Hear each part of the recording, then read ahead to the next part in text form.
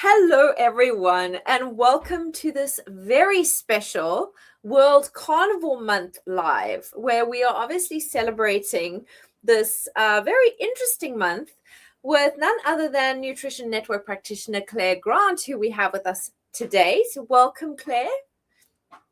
Hi, Tamsin. Thanks ever so much for having me on today. Yes, it's going to be an exciting discussion. I think carnivore has really taken the world by storm. A lot of people Mhm. are eating this way. So we need to talk about what it is, what the myths are surrounding it, who should do it, who shouldn't do it. Today, with this World Carnivore Month now, it couldn't come at a better time to talk about these things. And also being in the beginning of the year when everyone's making their New Year's resolutions and deciding what kind of diet they want to follow for their health goals. I think this is the perfect time to talk about it. So we're very excited to have you. Yeah, likewise. I think, yeah, as you say, it's definitely gaining momentum. It's definitely becoming quite popular. It definitely is. So, for those of you who don't know me, I am Tamsin Murphy, registered dietitian and head of content here at Nutrition Network.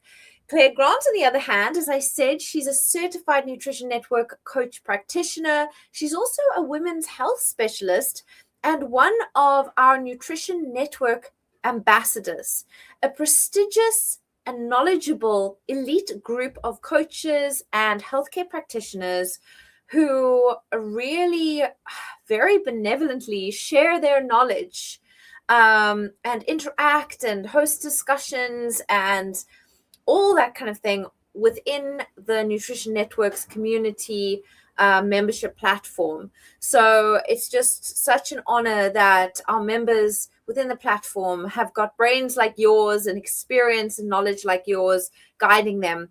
Now, Claire runs a very special part of the Nutrition Network membership community platform, and that is the Carnivore Forum, which she hosts.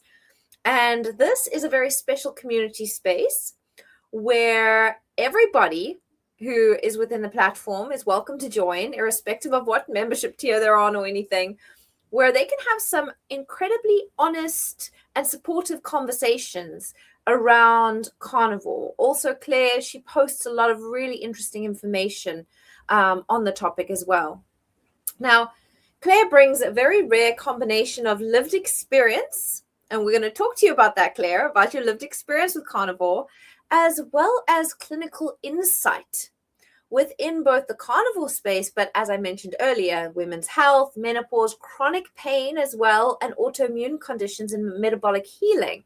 So I do think we want to touch on all those things because each of those are actually pertinent within the carnivore realm as well, and often are the reasons why people choose to do carnivore in the first place. So I do think that we maybe, if we have time, want to touch on pain and autoimmune conditions and other reasons people might go on to carnivore. Yeah, so over the past 2 years, carnivore has been a genuine turning point in your health journey, right? And now you actually support others in navigating this with realism and compassion and no dogma. So I want to dive into that. And I also just want to mention for our audience out there, firstly, welcome, welcome, welcome. It's so wonderful to have you. I see Cynthia is here and Tara here supporting us and saying hi from Toronto, Canada and England, respectively. So it's really nice to see you ladies here as well. I see that my mother has joined. Hello, Gail Murphy from Pringle Bay, South Africa. It's really good to see you as well. And anyone else who's going to join us, is wonderful to have you.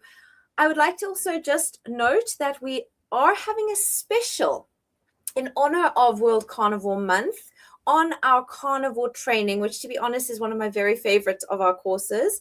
There is a special discount code that you will need to apply at checkout in order to get 20% off. And I'm not going to announce that now because I want you to watch towards the end. So please do listen to the whole discussion. Join us. Be active in the comments section. Claire's going to answer all your questions. I'll weigh in as well. And towards the end, please listen out for that special discount code so you can get a 20% discount on Nutrition Network's amazing carnivore training. So whether you're carnivore curious, fully committed, or simply wanting to understand why this approach keeps helping people who've tried everything else, but somehow haven't found any resolution, you are in the right place. So let's get cracking, Claire. Tell us, what originally led you to carnivore, and what made it different from keto or other low carb or other dietary approaches that you had tried before? Okay, so I'll try and keep it as brief as possible. So in 2007, I was diagnosed with Hashimoto's thyroiditis. And me being me, already in the world of complementary therapy, which is my main background, I just went down a rabbit hole of finding out what would work for me. And very quickly came across the autoimmune protocol diet, paleo diet. A lot of this information was coming out of the US because they're much further ahead when it comes to supporting and information around Hashimoto's at that time. So I tried all of that and, had varying degrees of success, and then tried other um, sort of medical routes, but with doctors that were outside of the NHS that we have here in the UK. And it's just sort of been a bit of a fluctuation over that time. And I went through quite a stressful period in my life about 3 years ago. And I had two major flare-ups within the space of 6 months, and I was just so ill. I'd never experienced anything like it. Up until that point, I'd been someone who really didn't experience that many symptoms. And it's interesting to me because I subsequently have discovered Dr. Anthony Chafee, and he actually says, Hashimoto's is one of those things where you don't always have symptoms, and there's so much going on. It's quite hard to get a grip of it. So I was really relieved when I heard him say that. I was like, it's not just me. Um, so I started doing some research, and I'd sort of heard of carnivore before, and I wouldn't say I dismissed it because I was very aware of keto, having done paleo as well, and eating a lot more low carb, and understanding that I'd been gluten free for pretty much all of that time. Um, and something just clicked. I just sort of thought, it just kept coming up, and I thought, I can't ignore this. So I started watching avidly and reading avidly everything I could get my hands on. And I took the plunge. I sort of transitioned into it slowly, um, because something still in the back of my mind was a bit like, this seems really extreme.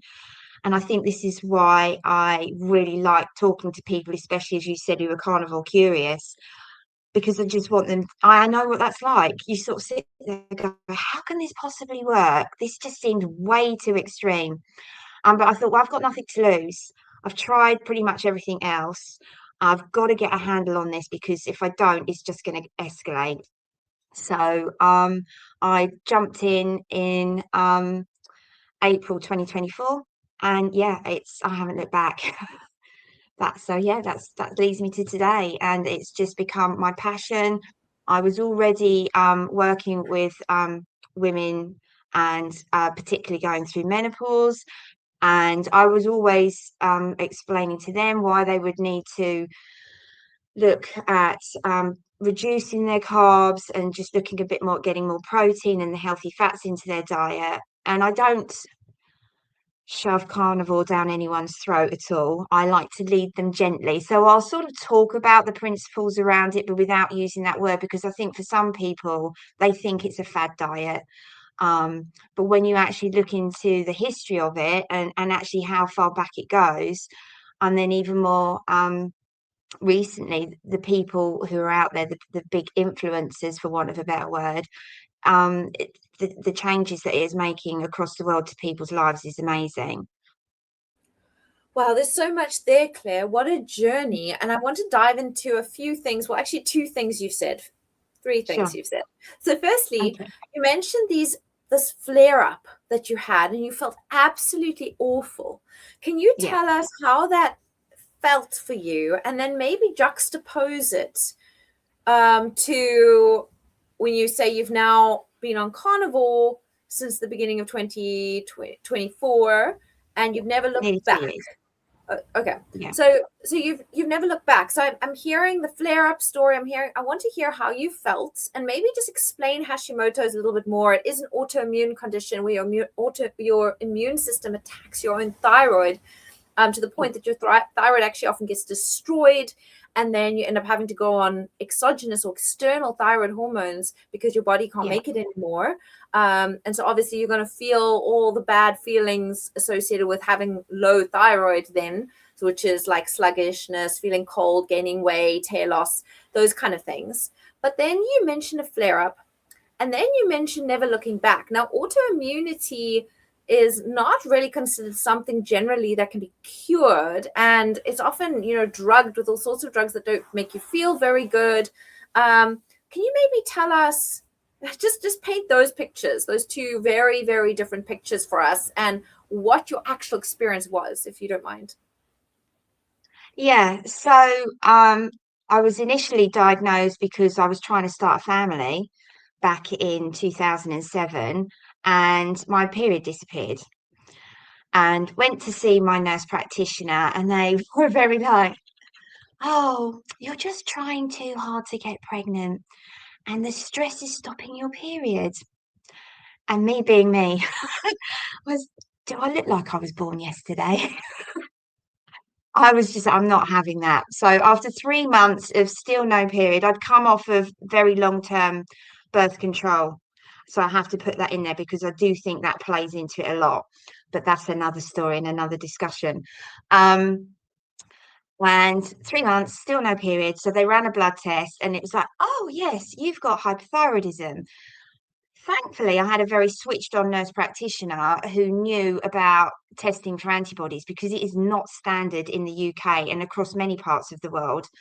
And what they do is Hashimoto's is the sort of collective term for autoimmune thyroiditis.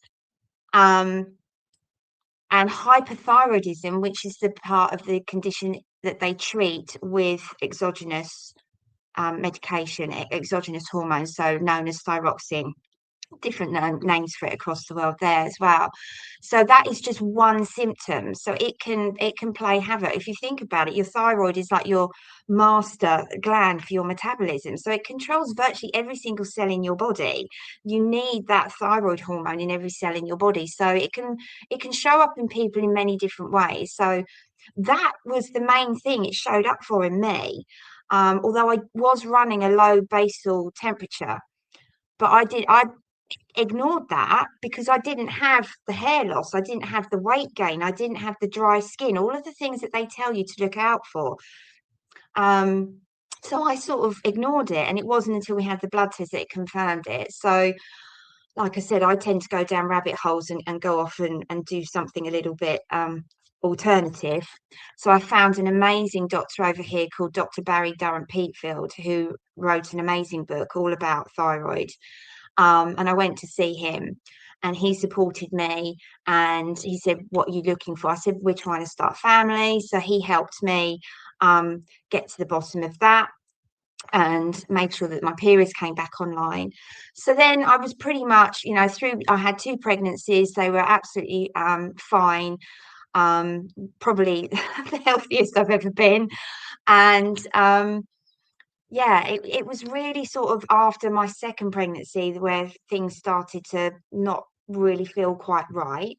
And then this is when other things that can go along with the Hashimoto. So it starts to show up a B12 deficiency, it starts to show up a folate deficiency, um, vitamin D, and ferritin as well. So all of these things started to show up, and I was sort of educating myself as I was going along.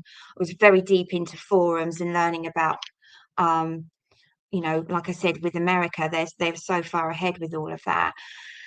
So I just went along and I was managing it, discovered AIP, paleo, and was just, I've got to take control of my own health here because the way the medical system deals with it is, oh, we'll just give you levothyroxine and your bloods are normal and you're fine.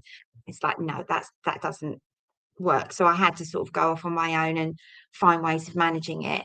And it was interesting to see how it very much affects people individually. So, like I say, I was able to manage it and didn't really have many symptoms as such.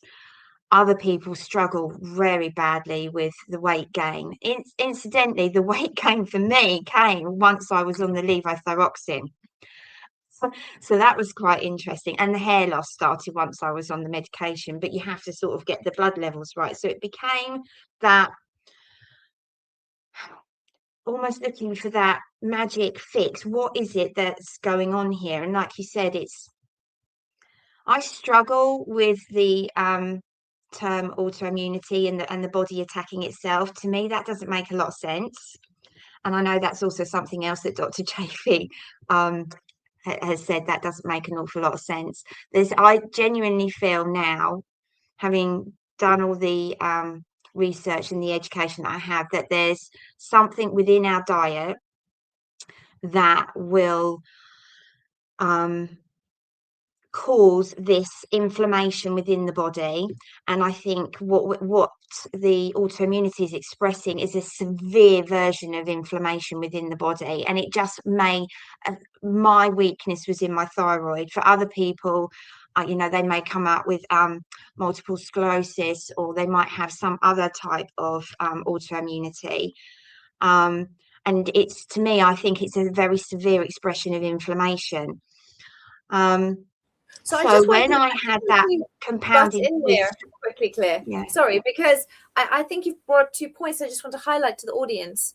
I think, that a lot of people go onto a carnivore diet, which could also be seen as an elimination diet, in that you're eliminating basically everything you don't need in order to live. What we need in order to live is all the essential amino acids and nutrients and micronutrients, and we can get all of those things, and we can get into this in a bit more detail. I'm not going to hammer it home too much, but we can get all of those things from animal-based foods from absolutely, animal sources, if you will.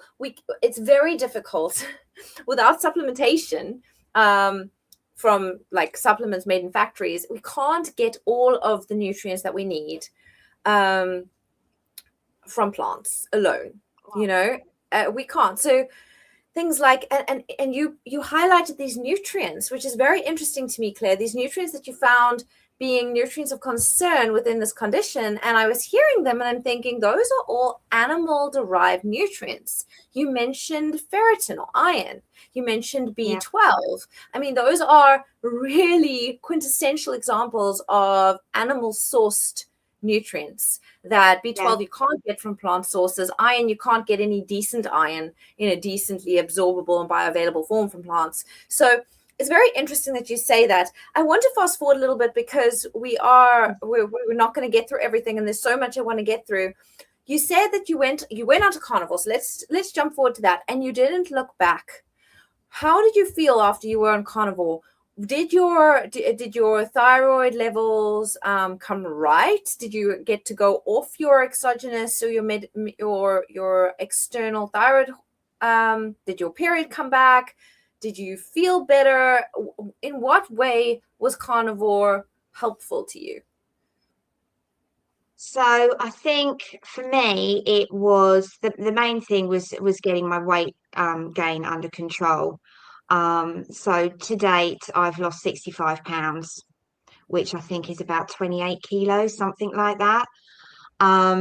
So that for me was the main thing, to get that under control, because obviously when you're carrying all that excess fat, that drives like excessive estrogen, and then plays into issues with insulin, and all sorts of things were going on. And carnivore just helps calm all of that down. I was able to reduce my levothyroxine. My goal is to get off of it. However, I do have to be realistic, and the fact that I've been on it since 2007, what I don't know at the moment is whether I can bring my thyroid back enough to come back online. Because when you take an exogenous hormone, your body goes, oh, well, I don't need to produce it. I don't need to make that effort to produce it because it's there. So now it's a case of coming off it slowly, running regular blood tests. So I have a regular blood test unfortunately, the NHS tests are, they literally only test TSH now. Again, we won't get into that because I have a row with them about that every time. Uh, so I run a private blood test, and that tests 10 biomarkers. So I'm keeping an eye on the antibodies as well as the TSH, the free T4, free T3, which we do not have tested in the UK Yeah. as part of the NHS. Two sets of hormone antibodies, sorry, and then there is the B12, the ferritin, the folate, the vitamin D, and CRP as well So as have these part of that. improved, Claire? Have these Yes, improved? so I have had my iron has gone through the roof. So in before I started carnivore, the NHS said to me that my my iron was normal. It wasn't. It was at 15. So I knew it needed to be a minimum above 50. So through carnivore, I got that up to, and now I'm well in the hundreds with that. So I'm so pleased with that. The B12 test that I have done privately is an active B12 test. So that's well above the middle of the range for that. Again, that's something that's not an easy test to get hold of. Vitamin D is right up there. My folate is right up there. It's been amazing. So The those are things that all have corrections. Yeah. yeah, so all the things that I've noticed sort of more around 18 months. Um, my hair started to grow back, so that was a massive thing for me. Um, that started to grow back, and then I did have issues with skin, so my skin became extremely dry.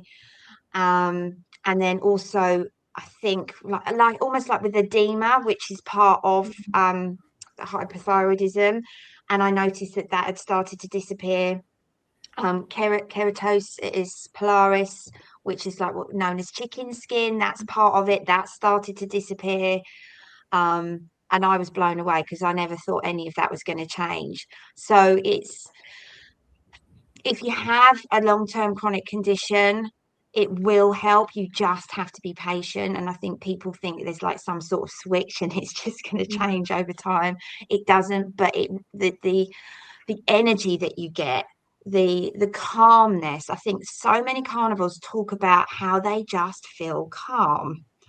And that Mm. comes from the amount of fat, animal fat that you eat. I think that really helps calm and soothe your nervous system. Yeah, so those are the main benefits that I've seen from it. Wow, well, those are really significant, Claire. Can you tell us about some misunderstandings and myths around the word carnivore? Because you mentioned earlier that you don't like to use that word. Tell us a bit Mm. more about that. What are the most common myths so that we can start getting to an understanding of what you mean when you say carnivore? Well, I suppose really that the main myths are that it's a fad diet, that you're going to be nutrient deficient, um, and that you're going to increase your cholesterol, you're setting yourself up for a heart attack. So all of those things are huge myths. And that's why I don't like to use the word carnivore, because I think because it's sort of become so popular, anything that is sort of outside of the mainstream sort of gets demonized. So by Mm. not using that word and talking about it in a different way and just saying, if you focus more on your protein and your fat and look at reducing your carb intake and how that can affect your blood sugar and your insulin sensitivity, and then you reduces your cravings and the calmness. And so I like to talk more about how it will support someone in their health. But those are the main myths, I think. So bust them for us, Claire. Like you say that it's nutrient sufficient. It doesn't raise your cholesterol. Um, it's not dangerous for the heart. What were the other ones that you said? Tell us No, about them. It's a fad diet. That was another one. yeah. So yeah, I suppose because as you rightly said, it is an elimination diet, and for some people it can just be a tool to help them have a reset. And they could do it, say, for 30 days. I like to say do it for a minimum of 60 days, because we don't have a switch that just flicks you from a sugar burner into a fat burner. Your body needs time to adapt to becoming a fat burner, and bearing that in mind, sometimes it's a good idea just to transition slowly, which is what I did. From my research, I saw it was highly recommended that you transition slowly, don't just jump in cold turkey. If you do that, that's when you might get a lot of the side effects, such as keto flu, and you might have some issues with your bowels as they try and adjust. So it's one of those things where you just need to find what's going to work for you. So for some, it's that tall minimum of 60 days, I would say, but go with 30 days. Just say to yourself, you're going to do it for 30 days. What have you got to lose? Just see how it could make a change in the way you feel. And you might find after 60 days or 90 days that you want to start adding things back in. So this is where the elimination and provocation would come in. So for instance, some people keep dairy within their carnivore diet. However, for some people, dairy can be a real issue. It can be a trigger food for cravings into other foods. So, for instance, my husband, if he eats a lot of dairy, particularly cheese, that will trigger cravings for him for bread. In me, if I eat a lot of dairy, it triggers cravings for chocolate. I don't know how dairy and chocolate go together, but that's a massive one for me.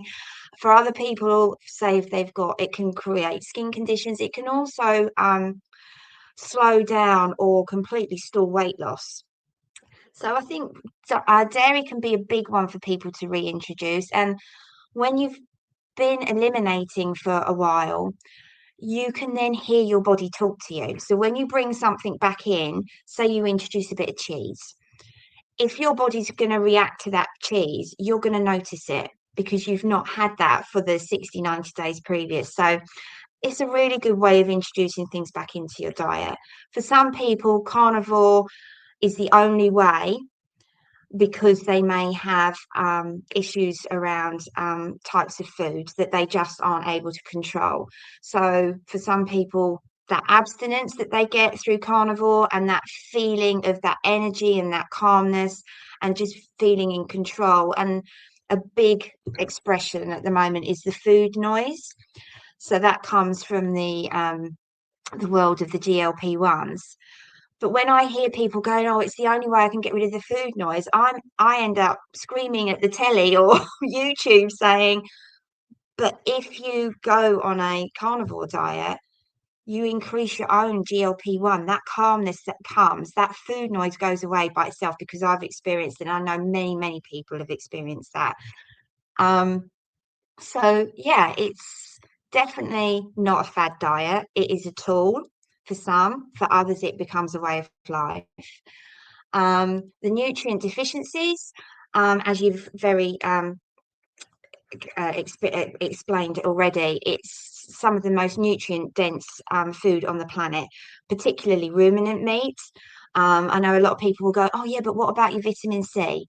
Well, when you don't have carbs in your diet competing with vitamin C, and without going into all of that, basically there's receptors on our cells that are the same receptors for sugar as they are for vitamin C, and the sugar outcompetes, which is why there is a certain RDA for vitamin C if you follow a standard diet. However, if you follow a carnivore diet or a very, very low carb diet, your requirement for vitamin C isn't as high.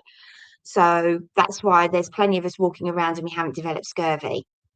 So there's that. There's no deficiency there. Obviously, we've said there's lots of B12. There's lots of iron because they're animal. They're most bioavailable and only available for B12 within the animal foods. Folate is an interesting one. So we really do need to look at eating nose to tail. Liver.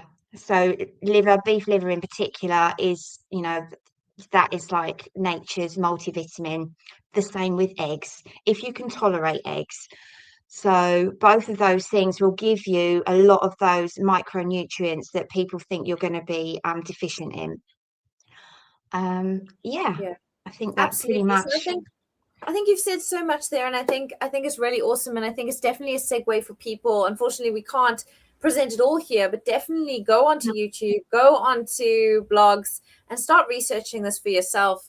I mean, folate also is produced from your own gut bacteria within your colon. So within your intestine, you create folate as well, and then vitamin C not only do we need less because of that, but also because if you're eating collagen, plenty of collagen in meat, then collagen is actually one of the main reasons we need vitamin C. Vitamin C is used in the production of collagen to, make us not look like those salty sea dogs on the pirate ships where their teeth start falling out and have these wounds. And that's scurvy, right? Because vitamin C is involved in keeping your skin together, keeping your gums together, holding you together using Yeah. collagen. So it's involved in that production. So if you're eating collagen pre-formed, you also don't need as much vitamin C. So this is where it's really important to acknowledge the contextual nature of nutrition, that actually the RDAs and everything we've been recommended with regards to micronutrients are very much contextual. You need more of certain nutrients if you eat more of more carbs, for example, or you need more of other nutrients if you eat more fat. For example, you need more carnitine if you're eating a more animal-based diet, because carnitine is involved in the transport of fats. But luckily, when you eat more animal foods, you're getting more carnitine, if that makes sense. So nutrition is very contextual. So I just want to add that. And indeed, I just agree with everything you just said, Claire. You can get everything you need from carnivore. And I really like, going back to something else you said, I really like how you've contextualized carnivores as being different for different people and their different needs. Not everyone needs to eat a carnivore diet.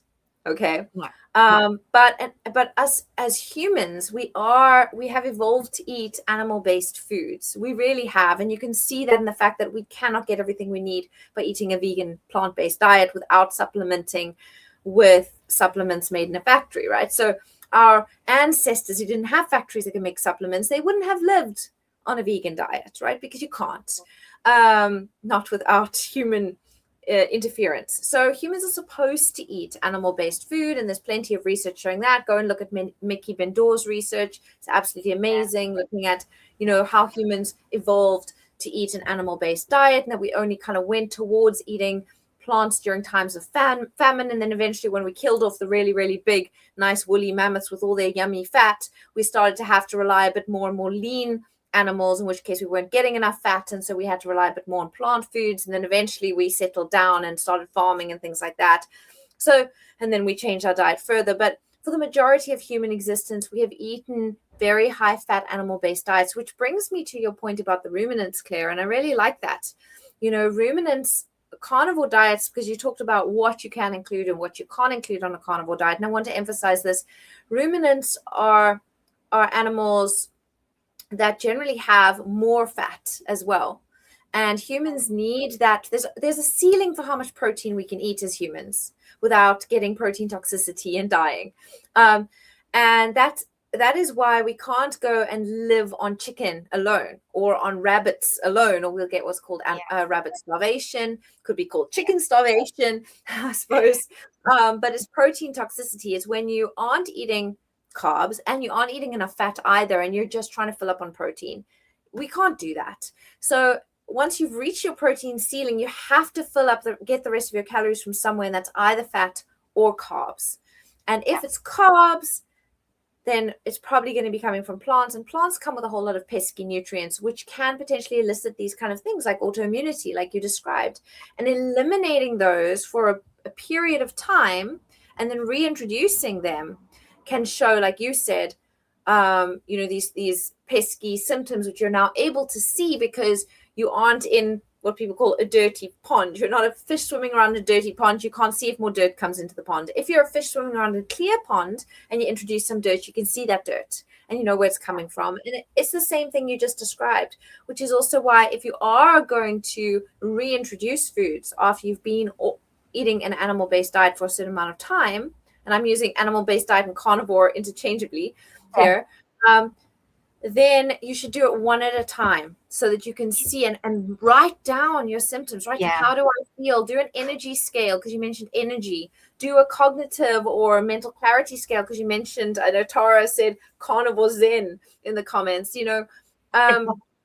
write down these things and then your main symptoms that you were doing this for, so you can see, okay, I reintroduced tomatoes this week and now I'm feeling, exhausted and rubbish and I'm starting to get a skin rash, or those kind of things. You do it very, very systematically, and that is where getting a coach, getting a dietitian and a coach or medical team, depending on what's wrong with you, around you, who can support you and help guide you, can really, really be helpful. You don't have to go through this alone. And that's where our amazing Nutrition Network practitioners and our community membership platform is really such a wonderful place to go for this. I also want to say hello to the people I haven't mentioned in the comments section quickly. I see we have Jane, hello, and Teresa from Cape Town, South Africa. We have Ziska from Stellenbosch, South Africa. And we have Bridget as well, and who says it's nice to hear this from a dietitian. And I see we've got another dietitian in the comments there, I think Juliana. So it's good to see some dietitians around as well. Great. Nutritionists, because I know that this is very contentious from where we come from as nutritionists. Sorry, I know you wanted to say something, Claire. No, I was just going to say, 100% agree. You can't measure what you don't note. So the women that I work with during my menopause programs, I actually give them a journal, and I Awesome. just say, it's such a great tool. Some people like to do notes on their phones, but I'm quite old school. I quite enjoy the writing down, and um, yeah, you can't measure it if you don't note it down. So, like you said, if you add tomatoes back in, but then you try adding other stuff back in, and then before you know it, you're back where you started, and you don't know what's causing what. So, yeah, that's a really good point. Yeah, absolutely. And I think I know you mentioned dairy as something that when normally there's all different iterations of carnivore, right, Claire? Maybe you just very quickly, because there's so much more I want to talk about. So if you can do it very quickly, just kind of list the iterations on your hand, maybe, so we can see what people are Yeah. talking about. So the main one would be carnivore. So you would be so for that you would be eating all types of animal products, including eggs and dairy and the organs and things like that, and all the fats as well. Um, Moving away from that can be sort of like a ketovore. So people who are virtually carnivore, but they still keep a little bit of plant-based matter in there. Some people might use fermented foods as part of that. Some people might want the fat from avocado. They sort of, the people that are, know a bit more about how their body works. And then there are those people who need a much, much stricter version, which is the Lion Diet, made popular by Michaela Peterson, who actually announced, I think it was the beginning of this month, that's a research project for people with her condition. So if people don't know Michaela Peterson, look her up, find her TED Talk if you can. She did Lion Diet. So Lion Diet is literally just ruminant meat. So that's so that would be beef, venison, bison, elk, anything that has the four chamber stomach, and water and salt. That's it. So it's would be considered very extreme, the ultimate elimination diet, but that really helps people calm their system down and heal so that they can get back to potentially just coming back to carnivore or even ketovore. Some people stay Lion because otherwise their symptoms come back. And again, it is very individual. So you don't advocate for any one type of carnivore diet or animal-based diet, Claire? No, I think you have to find what works for you. So, quite often we'll say that the carnivore diet should be done 70% fat and 30% protein. Some people will advocate a much higher ratio of fat. Some people go 80-20 because they find that fat very therapeutic and it really helps them. Some people, like me, I started 70-30 and my weight loss stalled. So I actually had to come down a little bit on my fat. So I'm more around 60/40, sometimes a little bit lower than that. And what that works for me. But now I'm starting to do more recomposition. So I'm now working on getting more muscle on my body. Um, I'm able to just bring the fat up a little bit more. Plus also, I'm almost through menopause, so I don't need to worry as much about my hormones. So yeah, it's finding what works for you. There is no real prescription. And if anyone tells you you have to do carnivore this way, and if you don't do it this way, that's not right, don't listen to them. Listen to your body. Your body will tell you. Having said that, I want to say don't just eat lean protein. No, no, no, no, that's Your not what I'm body's saying at gonna, all. but no, because you said you're gonna listen to your body, and your body will tell you that that's not healthy at all. Yeah, And I just mentioned that because I think a lot of people go into this and they hang on to their fat phobia. And if you're eating this absolutely. way, you cannot be fat phobic because you have to get your calories from somewhere other than protein, as I mentioned.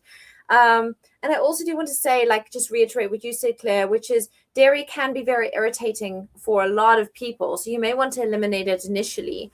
But when you, if it, as you said as well, it's often the first thing to be reintroduced. And if you haven't kept it in, but if you do keep it in, or if you do reintroduce it, you can also consider going for A2 dairy, which is the less irritating form of protein, Yeah, the casein protein within dairies. That would be dairies like from Jersey or Guernsey cows, camels, buffaloes, or goats. They have that kind of protein that can be less irritating. So perhaps you react to the normal dairy, but if you go on to A2 dominant dairies, maybe you're not going to react so much. So that's something to think about. Also, fermented dairy, you might not react as much to. So those are things to yeah, consider. But if you have cravings or other signs that indicate like you're going to eat more chocolate or whatever else it is, like you mentioned, Claire, then obviously that's, you note that and you don't, you take that out of your diet again. Another thing is egg. I do want to say that egg yolk is a very nutrient dense source, especially of things like choline that are difficult to get yeah, just from meat alone. And it can, if you don't have enough choline, especially if you have certain genetic individualities like polymorphisms, as they say, for example, in the MTHFR gene, then you actually having too much of a protein like methionine, which you get from muscle meat, as a ratio to too little choline from eggs, then you might actually find that you end up getting a rise in your homocysteine, and it's not actually very good for that pathway, which is very important for all sorts of things in the body, including, mood. So that's where you want to say, okay, well, I'm getting egg yolk, but then egg white, a lot of people react to. So you might want to include egg yolk initially and only add in the whole egg later on as part of the reintroduction. So there's all sorts of iterations and things to consider. yes, But I want to move on, Claire, yeah, to this women's health menopause component that you've mentioned.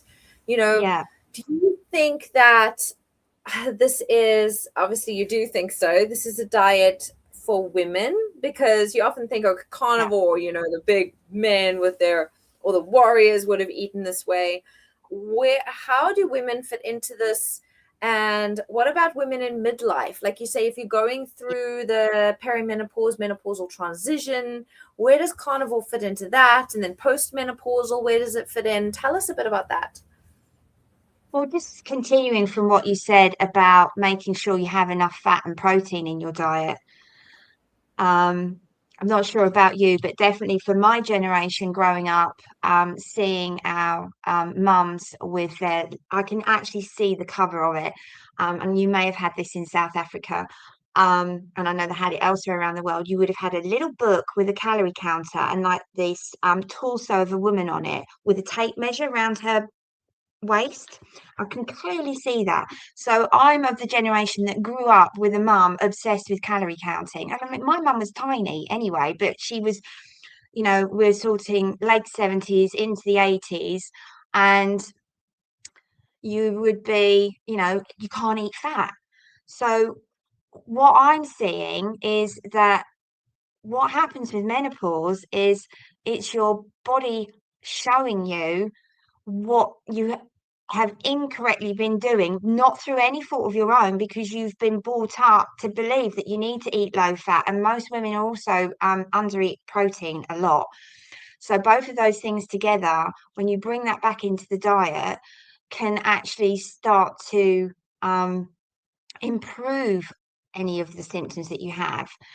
So I see it as a way of correcting what has gone on the 10, 20, 30 years previous, where you thought you were doing everything right. You were eating more plant-based, you were reducing the amount of animal fat, you weren't eating as much protein. And when you did eat protein, it was lean protein, and you didn't have the animal fats, and you're using the seed oils, all of those things. And then if you actually start to put those animal fats and those animal proteins back in, we're back to, as Tara said, carnivore zen or primal zen, whatever way you want to look at it. If you're looking more just at bringing more animal proteins back in as a start, I like to bring people from a place of adding back in rather than restriction, because restriction doesn't work. It will just mess with your head. So one of the things I will say to them is over here we have what we call mince. In America they would call it ground beef. We also get minced lamb, minced pork, minced chicken, but the main one people will use would be beef. And most people will buy it in 5% fat, so extremely low fat. It tastes like sawdust. It's got no flavor to it. It's horrible. So one of the tricks I use with the women going through menopause, I said, next time you're making, say, a spaghetti bolognese or a chili for your family, I want you to buy a higher percentage fat. And you can see them go, oh no, I don't like it, because even when I fry it, I tip all the fat off. And I'm just like, no, I just want you to try it. I said, one, it tastes so much better. You'll be amazed. And two, you'll be amazed at how much more satiated you feel eating that meal. So for me, it's about introducing it in little bits so that they don't feel overwhelmed. And then, noting how you feel. Is your sleep improved? Have you noticed that your mood swings aren't as much, your hot flashes aren't as much, you're not sweating as much during the night, you're sleeping through the night? Yeah. And once they start to see that, it's sort of like they've got to gain that trust back, not just in what they're being told, but in themselves, to know that their body actually does know what it needs, and it will give you those signals. Absolutely. I really love that. And I see Cynthia says we've got to feed those hormones. And I love that as well, because hormones, our sex hormones, are made from cholesterol, right? So if you're restricting cholesterol is from animals, right? So if we're restricting our cholesterol, and then worst of all, taking medication, which further stops our body from making cholesterol, like, we're not doing ourselves any favors when we go through menopause, or if we want to optimize, even if we're not a woman, if we're a man, if we want to optimize our testosterone, we're doing ourselves no favors if we're restricting that cholesterol and those fats. Absolutely. And then I see Ali says hi from the moors in Harworth, West Yorkshire. That sounds very beautiful. So hi, it's good to have you. And then Tara just agrees with you about that lean minced beef. Absolutely tasteless and dry. So yeah, I think it's really nice the way you put it, to do these small steps, Claire. And I think this is where coaching is so important. The work you do is so important. As a dietitian, I can make people a meal plan, or I can tell them what to eat, but that's not where the success lies. It can feel restrictive, as you said, and then no one's going to do it. It can feel terrifying. It can feel big, but it's really in the step-by-step guidance and tools that you as coaches give people that I think really results in lasting success, and the support you give people, being there when they say, oh my gosh, I'm hungry all the time, or I want to eat lots of little meals, or and then looking at it and saying, well, are you eating enough fat? Let's look at that high fat mince or ground beef. Let's look at these small little steps. Let's give you a journal. I love that. so that you can write down how you're feeling every day, because our human minds and memories are so fallible, Claire. Yeah. We can't remember from day to day how we felt last week, and unless you write it down, you won't actually really have an idea of your progress or whether it's not working for you, which is also important to know. Because if it's not working for you, by no means does anyone want to stay just eating, just eating beef, for example, and eggs. You're like, wow, I felt fine on my croissants and my chocolate, so yeah, I'm going to carry on eating that, right? So I think it's important you don't want to be eliminating these things you love unless it's making a difference. And the only way you know that is if you document it. So that's a really, really great. But there are more tools within your forum, within your platform. And if anyone is already part of the Nutrition Network membership, community membership forum platform, please go and get back on that platform, because it's really been spiced up since we've had these amazing Nutrition Network ambassadors on board running these conversations in these groups and areas where you can really engage in those things that you find interesting and want to engage with. Okay, so Claire, we are nearing the end of the session. So I'm kind of wanting to get your what are the final take home messages this World Carnivore Month that you would like the audience to leave with? And just while you're thinking about that, I'd like to say to our audience, this is also seeing as the end of our session today and your last chance to ask Claire anything you want. This is your chance. I've got your comments up there. I've been saying hi to all of you. If you want to ask Claire any questions related to carnivore or autoimmunity and diet or lifestyle or Hashimoto's or women's health, this is your chance. Please type it up in the comment section, because you only have a few more minutes with Claire. In the meanwhile, Claire, have you thought about the parting messages that you want to leave people with this World Carnivore Month? Yeah, I'd just like to say that give it a go. Even if you're just curious, you've got nothing to lose. Just give yourself 30 days and just see how you feel at the end of that 30 days and what you notice has changed about yourself. Um, and for those of you that are maybe on your carnivore journey already and are struggling a little bit, the biggest thing you can do is you have to have a big why. So that could be that you're trying to lose weight, that you're trying to get your blood sugar under control, that you have a chronic health condition. That is your big why. When you're first starting off and you're not getting the results that you think you're going to see, just focus on that, and that will ground you and bring you back to exactly why you're doing it. And you will start to see changes and you will start to see results. Just keep going and come into the forum. Come and ask me questions. Come and challenge me. I would love to have a conversation with you and help you with any of the questions that you've got. So yeah, we're a very friendly space. Awesome, Claire. Thank you so much.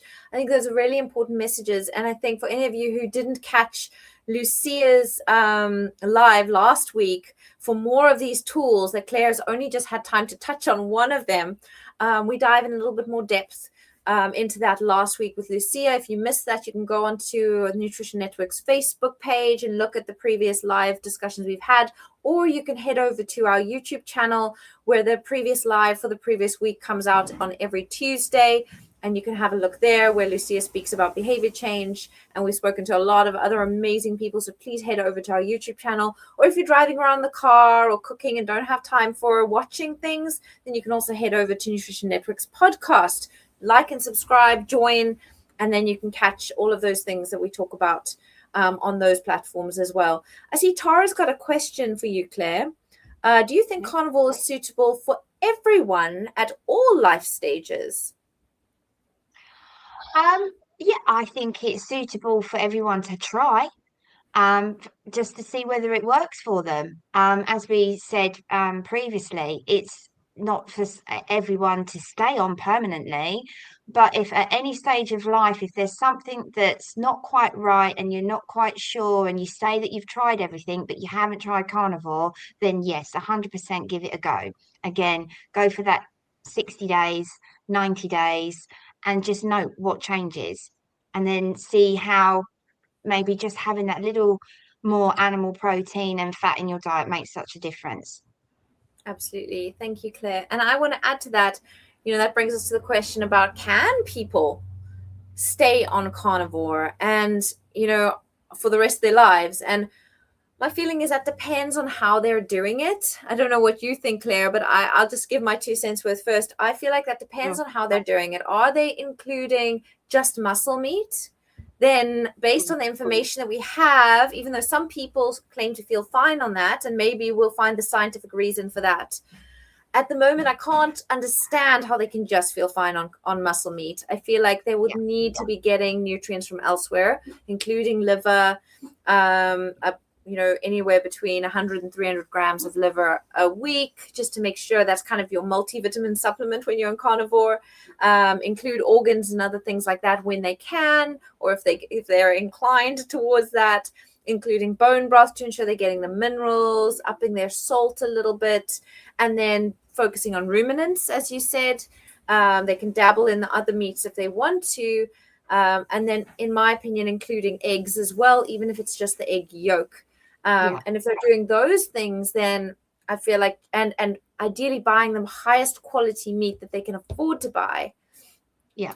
then potentially carnivore diet can be or could be a long-term sustainable lifestyle, unless you have contraindications, which are very rare, which is why it would be good to do as Claire suggests, which is actually go to your practitioner, run your blood panel, or do it privately if you can, if you have the knowledge, but ideally work with a trusted healthcare professional team or coach who can guide you, so that you are just making sure that you are doing it in a well-formulated way, in a healthy way, and that there's nothing that kind of flags that you might be doing things wrong.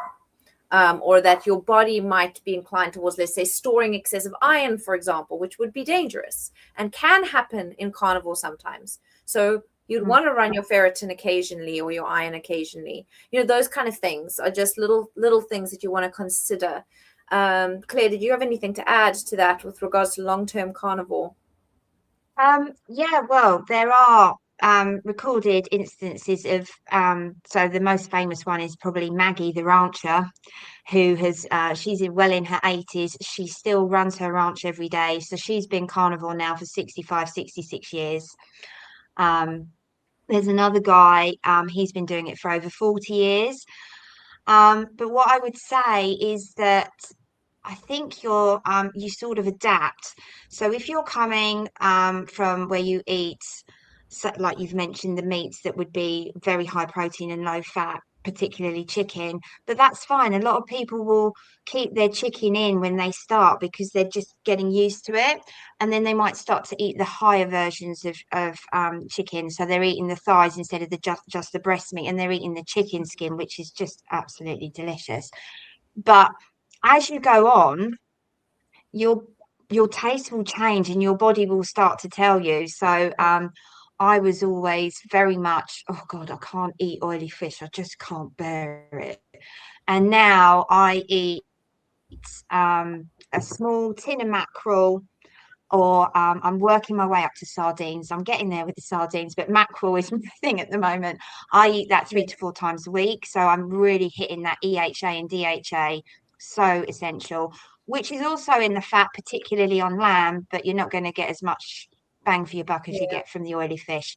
Cod liver So as I just well. want I just want to emphasize what you're saying, because I think it's so important. We haven't actually mentioned that, and I think seafood is something where in this conversation, I'm glad you brought it in, Yeah, because that is an addition that really will ensure that your animal-based diet is more holistic. And I should have really included that, especially small fish, as you said. I think it's really, really good addition. Mussels, other shellfish. But very, very yeah. important. And marrow bones are something else, another place you can Oh get yeah, your EPA and DHA. yeah. Sorry, And carry I on. yeah, it's sort of I started, I love scallops.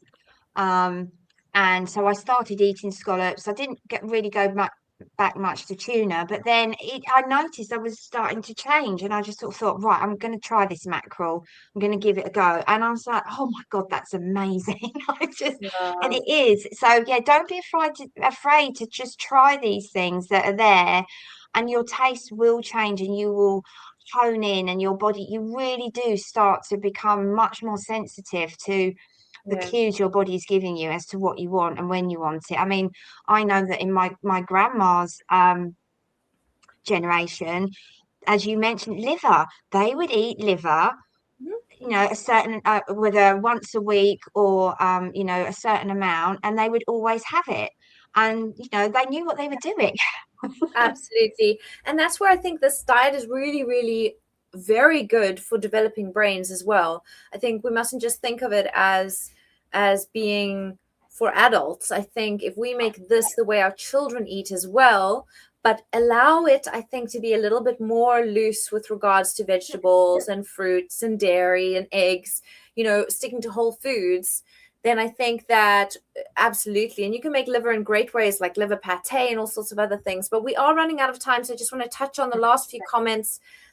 We have Cynthia saying, would this diet be a good reset for the microbiome? I actually did cover this in my talk in the World Nutrition Summit. So if you can head over to YouTube or contact the Noakes Foundation, see if you can get hold of that. I think the evidence is indicating that it can indeed be a good reset for the microbiome, Yeah, and the microbiome is very not well understood. And so what we think, anyway, it's a complex topic. We don't have time for that, yeah, but my opinion is yes, it could be good for that. And especially considering there's a lot of bad microbes that flourish on a high sugar, high carb, diet. Think of candida and other things like that. Also, small bowel bacterial overgrowth, dysbiosis. It's a lot of consuming of those fermentable carbohydrates. So taking them out of the diet can actually be very therapeutic in some people. Then I see Sam Osborne says, support your local grass-fed farmers. I couldn't agree yes, with Sam more. Do that. I mean, this is where we should be going towards ethical, regenerative agriculture and management of our animals.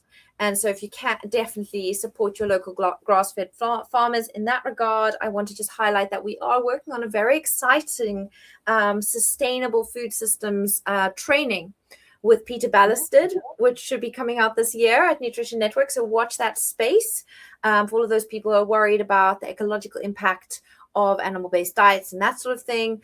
It's really, really exciting. And then I also want to go back to the microbiome comment and say our next training coming out is on gut health. So if you are interested in that, please sign up for gut health. I'm sure there's always an early bird special for our trainings. So contact support@nutrition-network.org if you're interested in our gut health training, which is launching at the end of February. And then, so Claire, I think we need a call to wrap. We've been going for an hour. I just want to thank you so, so much for this wonderful conversation. thank you. It's been fantastic. Yeah, great. It really has. And I really love how calmly and clearly you frame carnivore, as kind of a rule book or ideas or a way of living, but, not restrictive, as Yeah, more, you flexible, a healing, nourishment, self-understanding, not one box, not one size fits all. I think it's no, really beautiful. And I also really liked how you spoke about it as a potential way you could just try it and see, do you experience relief? As something where a lot of people find that they just lose hope, and you're yeah, saying, well, don't lose hope. There is this that you could try. And I think that message of hope is more powerful than I think most of us dare to believe, and that it can really help with various things we didn't even think of, from autoimmune to hormonal shifts to metabolic health issues. yeah. So thank you for highlighting all those important points. I could talk to you forever.